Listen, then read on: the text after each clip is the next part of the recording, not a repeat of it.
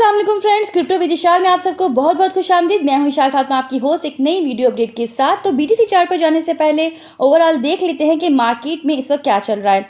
इसमें total market cap है 1.18 trillion पर 0.839% का नेगेटिव चेंज है। बीटीसी डोमिनेंस कल के मुकाबले में अबाउट फ्लैट है।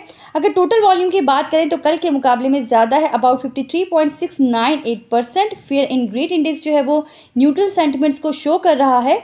पिछले 1 घंटे का टाइम फ्रेम बीटीसी एनालिसिस के लिए स्ट्रॉन्ग सेलिंग को, जबकि 4 आवर्स और 1 डे का टाइम फ्रेम सेल को शो कर रहा है। फ्रेंड, बीटीसी की प्राइस को अगर आप 1 डे के टाइम फ्रेम में देखेंगे तो मुसलसल 7 दिन से यहाँ पर अनडिफाइंड कैंडल्स बनती हुई दिखाई दे रही हैं। मतलब बुल्स एंड बियर्स यहाँ पर फैसला नहीं कर पा रहे कि उन्हें क्या करना चाहिए। इनडिसीजन सी सिचुएशन है, और जब भी कोई ऐसी सिचुएशन बनती है तो उसके बाद बड़ा मूव एक्सपेक्टेड होता है। अभी के लिए अगर 29,200 की जो सपोर्ट है होल्ड नहीं हो पाती तो जो प्राइस है वो रिट्रेस कर सकते हैं $28,000 के जोन तक। तो अगर ऐसी कोई भी सिचुएशन बनती है तो पैनिक होने की यहाँ पर बिल्कुल भी ज़रूरत नहीं है, बल्कि आप इसे यहाँ पर बाइंग अपॉर्चुनिटी ही कंसीडर करो। सो फ्रेंड्स, यहाँ पर मंथली कैंडल की क्लोजिंग भी देखना बहुत ही इंपॉर्टेंट रहेगा कि यहाँ पर हमें नेगेटिव कैंडल क्लोजिंग मिलती है या पॉजिटिव। अभी अगर 4 आवर्स के टाइम फ्रेम में बीटीसी के प्राइस को देखें तो यहाँ पर भी आप देखेंगे एक खास रेंज में ही प्राइस जो है वो कंसोलिडेट कर रहे हैं, और इस वक्त जो बीटीसी के प्राइस है वो दोबारा से अपनी इमीडिएट सपोर्ट को रिस्पेक्ट देने की यहाँ पर कोशिश कर रहे हैं। अगर ये सपोर्ट यहाँ पर होल्ड हो पाती है तो प्राइस रिकवरी की सूरत में यहाँ पर अपने फर्स्ट टारगेट $29,500 को हिट कर सकते हैं, और उसके बाद $30,000 का जो जोन है वो नेक्स्ट हमारे यहाँ पर टारगेट होगा। अदरवाइज क्या है कि अगर प्राइस सपोर्ट का ब्रेकडाउन देते हैं तो $28,000 का zone as a next support हमारे सामने मौजूद है। फ्रेंड्स, एलटीसी के चार्ट को डिस्कस करने से पहले 2 इंपॉर्टेंट अपडेट्स हैं जो कि यहाँ पर मैं मस्ट आपसे शेयर करना चाहूँगी। सबसे पहले जो आज एक इम्पॉर्टेंट अपडेट निकल कर सामने आई है, कॉइनबेस के चीफ एग्जीक्यूटिव ब्रायन आर्मस्ट्रांग ने फाइनेंशियल टाइम को एक इंटरव्यू में बताया कि एसईसी ने सू करने से पहले कॉइनबेस को बीटीसी के अलावा तमाम एसेट्स को डीलिस्ट करने को कहा था, क्योंकि एसईसी के अकॉर्डिंग इनके नज़दीक बीटीसी के अलावा जितने भी एसेट्स हैं वो सिक्योरिटी हैं।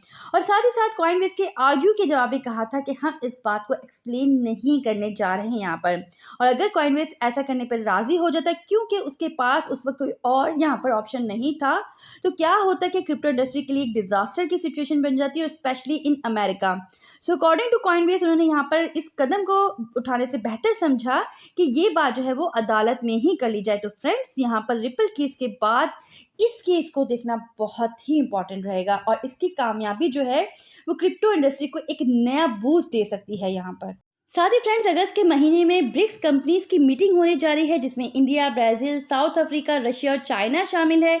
ये मीटिंग होने जा रही है साउथ अफ्रीका में, जहां पर गोल्ड बैक करेंसी को लेकर फोकस किया जाएगा ट्रेडिंग के पॉइंट ऑफ व्यू से, ताकि यहाँ पर जो डॉलर की डोमिनेंस है उसे कम किया जा सके। फ्रेंड्स, यहाँ पर ये अपडेट बीटीसी के लिए गुड वन है, क्योंकि डॉलर की जब डोमिनेंस कम होती है तो वहाँ पर बीटीसी के भी चांसेस होंगे एज ए ट्रेडिंग करेंसी बनने के। बट यहाँ पर यूएसडीटी को लेकर जो है वो काफ़ी तशवीश है इन्वेस्टर्स में। यहाँ पर ये बता दूँ, यूएस की जो ब्रिक्स है ना, इसकी इंपॉर्टेंस इसलिए भी ज़्यादा है कि ये जो कंट्रीज़ हैं ये फ्रेश डेवलपिंग कंट्रीज़ हैं, इनका इम्पैक्ट काफ़ी गहरा है। साथ ही साथ ये जो है बाय पॉपुलेशन भी देखें तो 40% population all over the world को रिप्रेजेंट करती हैं। तो यहाँ पर अगर ये बात करती हैं ऐसी करेंसी लाने की जो कि गोल्ड बैक्ड हो और डॉलर को टक्कर दे सके, तो वो एक तरह से गुड भी है और बैड भी। गुड इसलिए कि बीटीसी के लिए एक अच्छी चीज़ है, यूएसडीटी को वहाँ पर धचका पहुँच सकता है, बट ये medium term to longer term की बात हो सकती है। अभी के लिए देखा जाए तो ऐसी किसी भी करेंसी को फिलहाल फ़ौरन से शेप देना इतना पॉसिबल नहीं है, लेकिन यहाँ पर यकीनन कहीं ना कहीं इस बात को डिस्कस किया जाने वाला है। तो उस टाइम पे क्या है, आप यूएसडीटी को लेके फोकस्ड रह सकते हैं। फ्रेंड्स, एलटीसी के चार्ट को भी देख लेते हैं, क्योंकि बहुत ही कम टाइम रह गया एलटीसी हाविंग में। 4 आवर्स के टाइम फ्रेम में अगर आप एलटीसी के प्राइस को देखेंगे तो 1.83% का डाउन ट्रेंड मूव नज़र यहाँ पे आ रहा है, और जिन्होंने इसके यहाँ पे हाई पर प्रॉफिट को बुक नहीं किया तो वो इस वक्त पैनिक सिचुएशन में होंगे। अभी के लिए भी अगर प्राइस $92 की रेंज को होल्ड करके रखते हैं तो यहाँ पर थोड़ी बहुत रिकवरी देखने को मिल सकती है, लेकिन ऐसा है ना कि फिलहाल जो वॉल्यूम है वो डिक्रीजिंग साइड पर है, तो कोई बहुत बड़ा मूव यहाँ पे हम एक्सपेक्ट नहीं कर रहे। वनडे की टाइम फ्रेम में अगर आप देखें तो यहाँ पे मैंने जो ट्रेंड लाइन मार्क की हुई है, प्राइस इसी को रिस्पेक्ट दे रहे हैं, वॉल्यूम डिक्रीजिंग है और मार्केट खामोश है। तो यहाँ पर ऑलरेडी मैंने आपको बताया था ये प्रॉफिट बुक करने का, उसके बाद यहाँ पर भी मैंने आपको प्रॉफिट बुक करने को कहा था।